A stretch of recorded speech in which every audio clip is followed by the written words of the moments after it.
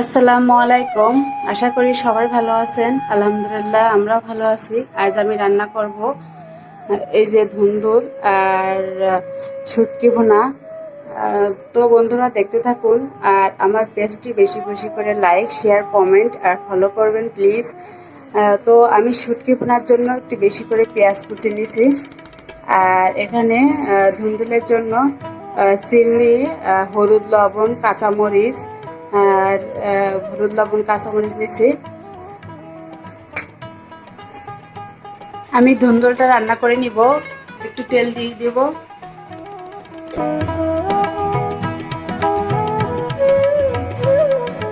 মশলা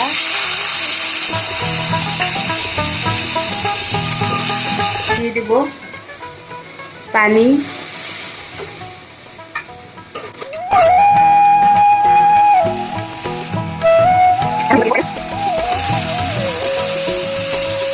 ভালোভাবে নাড়াচাড়া করে নিব।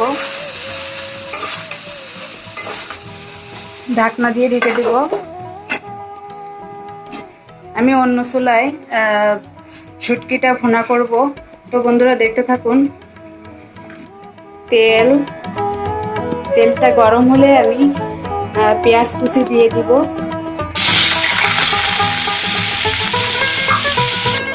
হালকা একটু হলুদ দেব, হালকা লবণ। পেঁয়াজ কুচিটা ভালোভাবে নরম হয়ে আসলে আমি অন্য মশলাগুলো দিয়ে দেব। আদা, হলুদ, লবণ, শুকনা মরিচ আর দিব হলুদ, আর দিব রসুনের পরিমাণটা একটু বেশি দিব।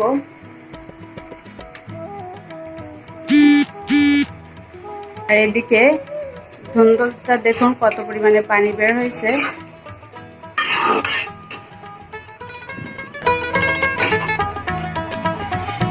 মশলা আমি ভালোভাবে নাড়াচাড়া করে নিব।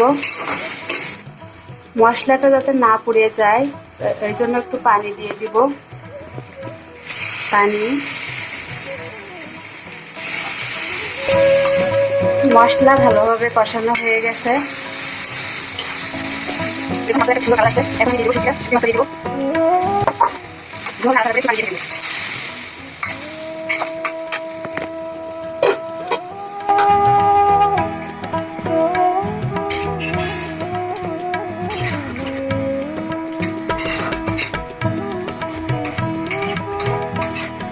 না দিয়ে ঢেকে দেব। আর এদিকে দেখুন ধুন্দুল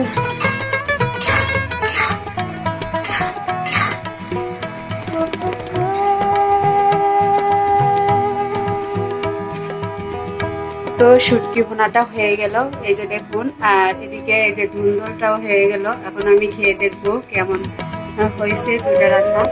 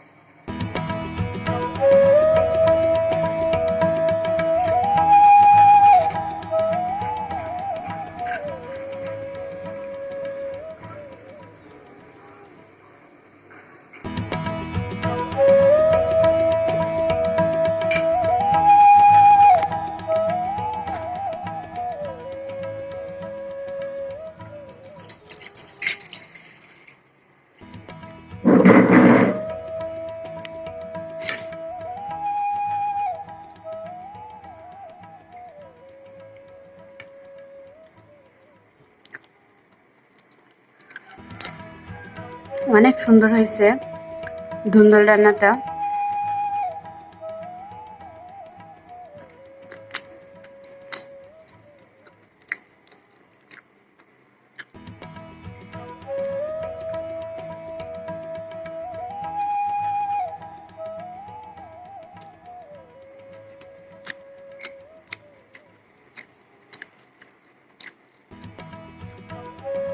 শুটকি রান্নাটা অনেক সুন্দর হয়েছে, দুইটা রান্নায় অসাধারণ হয়েছে।